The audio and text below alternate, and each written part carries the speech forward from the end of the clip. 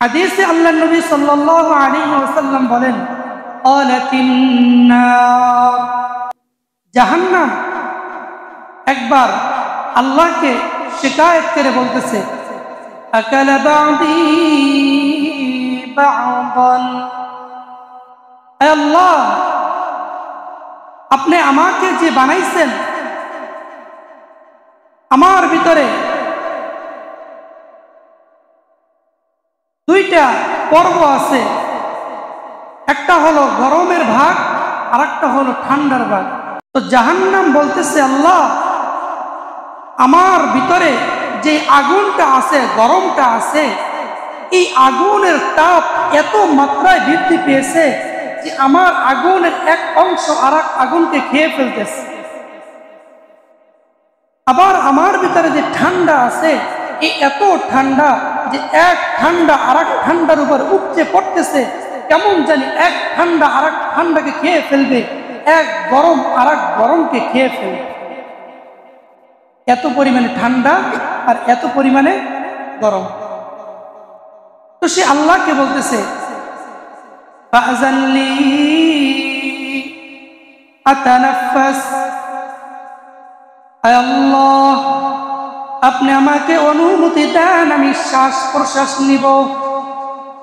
আপনি আমাকে অনুমতি দেন, আমি শ্বাস প্রশ্বাস নিব। আমরা যেমন শ্বাস নিই না, এমন শ্বাস প্রশ্বাস নিব। নিলে লাভটা কি? যেমন দেখবেন আমাদের মা বোনরা যখন ভাত রান্না করে, চুলার উপরে যখন ভাতের পাতিলা থাকে আর উপরে যখন ঢাকনা থাকে, দেখবেন যখন ভাত যখন ফুটে যায়, ভিতরে পানিটা যখন গরম হয়ে যায়, টকবক করতে থাকে, তখন দেখবেন উপরে যে ঢাকনাটা লাফালাফি শুরু করে দেয়, ভিতরে গরমের তাপের কারণে লাফালাফি শুরু করে দেয়।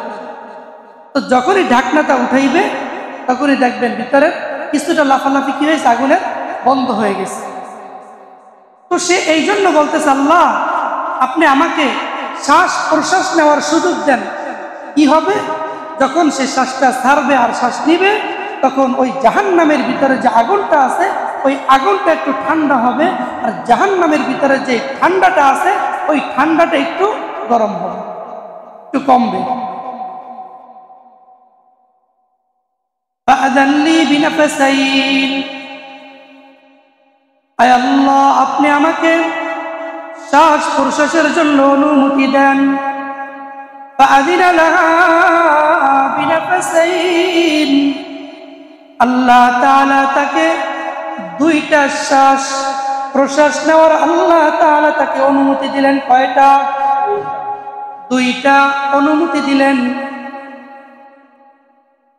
নাফাসিন ফিশ শিতাই, একটা হইল ঠান্ডার থেকে, ওয়া নাফাসিন ফিস সাইফ, আর একটা হইল গরম থেকে। দুইটা শ্বাস প্রশ্বাসের অনুমতি দিচ্ছেন, একটা ঠান্ডার থেকে আর একটা গরম থেকে।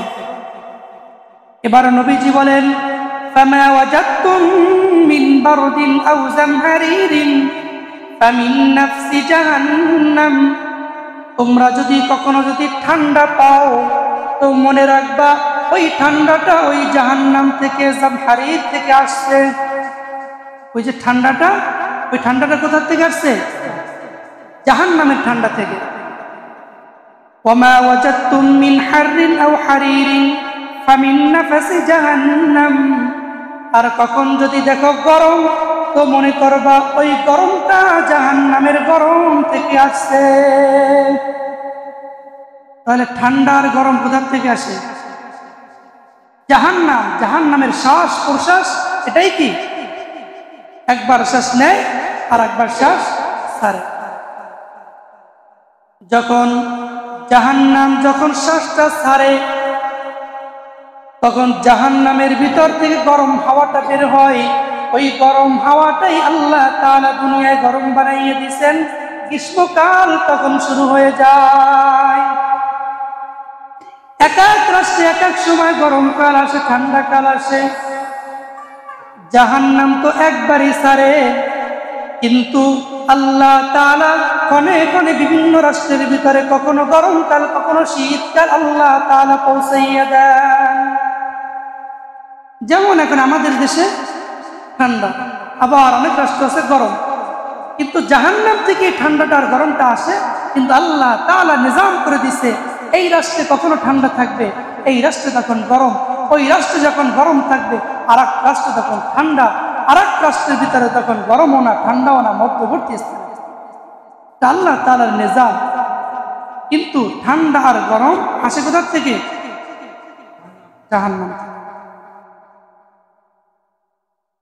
তাহলে বিজ্ঞানী সে যেই বিজ্ঞান দিয়ে যাই বলুক না কেন, বিজ্ঞানের ভিতরে ভুল থাকতে পারে, কিন্তু আপনার আমার পয়গম্বর যেটা বলছে সেটার ভিতরে কি নাই, কখনো ভুল নাই। বিজ্ঞান অনেক সময় অনেকটা বলে, বিজ্ঞান বলে আজ পর্যন্ত আমরা এইটা পাইছি, আমরা এটা বিশ্বাস করি। নতুন করে আবার যখন কিছু পায় তখন বলে আগেরটা বাতিল, এবার এইটা বলে, কি বলে না?